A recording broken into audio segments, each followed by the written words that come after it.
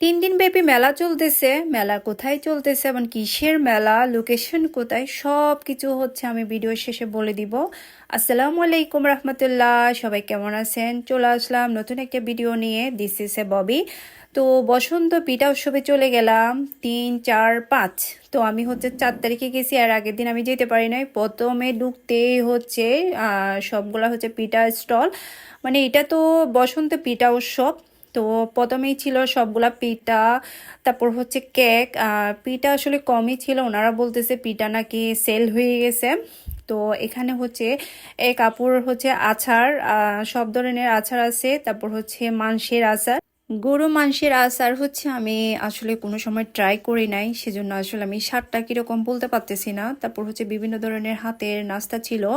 তারপর একটু ভিতরে হচ্ছে ওর কাপড় স্টল ছিল, বসন্তের শাড়ি, বসন্তের কাপড়, বিভিন্ন ধরনের শাড়ি, সুন্দর সুন্দর কালারিং শাড়ি ছিল।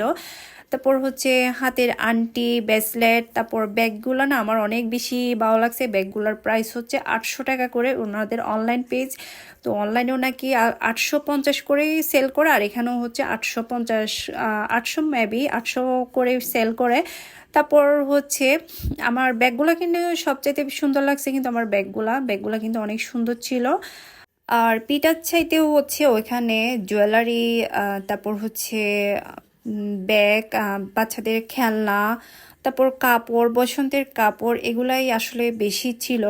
তো পিঠা কমই ছিল। ওইখানে অনেকে গিয়ে বলতেছে মানে পিঠাও সব বলা হয়েছে, তো এখানে তো পিঠা কম।